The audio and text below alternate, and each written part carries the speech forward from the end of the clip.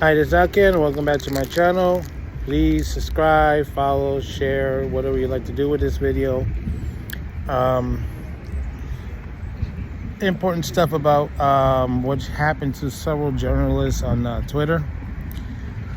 Well, as I piece all the puzzles and pieces of this puzzle together, excuse me for the bad English, I never succeeded well in English in high school. So anyway, apparently there's an individual who's been tracking his plane for a long time. Despite the fact that FAA has changed his lettering or whatever it is for the plane, he found a way to get around it in violation of FAA rules, but it didn't matter to him. Tracking the plane is one thing, but then the problem was he also started tracking Elon's car, and that's where it laid the problem. An individual used the information to try to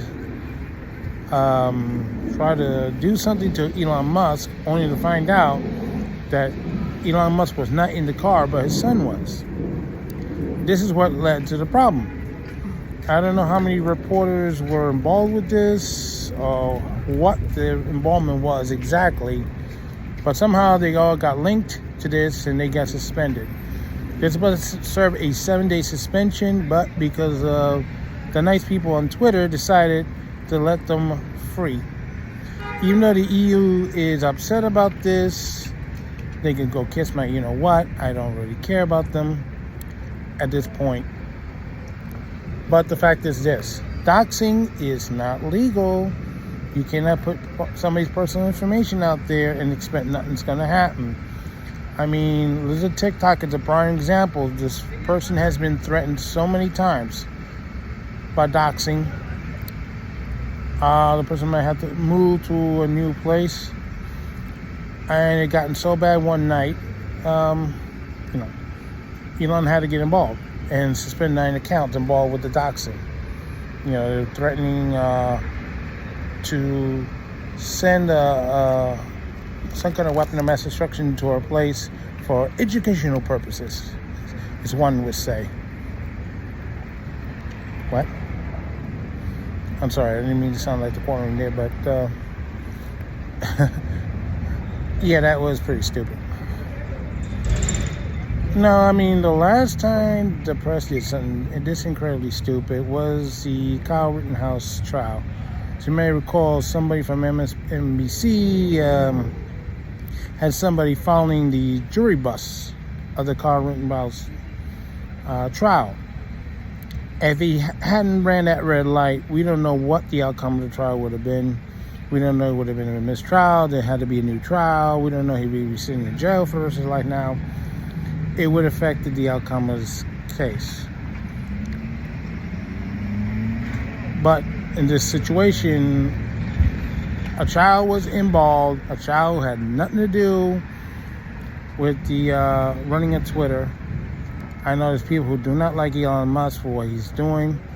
I've seen he's doing a pretty good job because the advertisers are coming back. Even Apple's back. And I saw an ad for them for the Apple iPhone 14. So the EU doesn't have a leg to stand on. But to the reporters who did this stupid thing, this is not justified. You had to be held accountable for your actions. I mean, I could tell you as a former transit employee, I've been victimized by the press too. And the worst one was August 28, 1991, after the 14th Street Union Square rail disaster. Train derailed.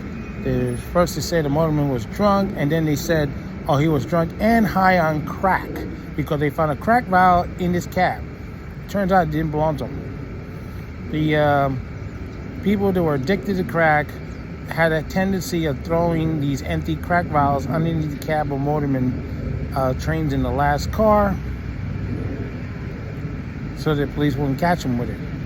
So when the train gets to the terminal and changes end, the last car is not the front car. So apparently the motorman didn't clean out his cab, and the crack valve stayed there all the way up to the accident. It still was there when it was found. So for years, I've been called a drunk and a crackhead. That affected me very badly to this day. So, and of course, the 2005 transit strike. The media was saying all kinds of bad stuff. And former Koch, well, even though he wasn't mayor, he's going around vocally saying, oh, transit employees should lose their jobs. Oh, they should lose their homes. Maybe he invented cancel culture. Who knows? But then again, he's also, could be, but he didn't want to say he was, so we can't speculate. Something to do with sexuality, we don't know. Okay. But, telling me to lose my job, lose my home, and the strike turns out to be justified on November of 2011. Thank you, press, for making me depressed. Since I can't say so long for now, don't forget to stop.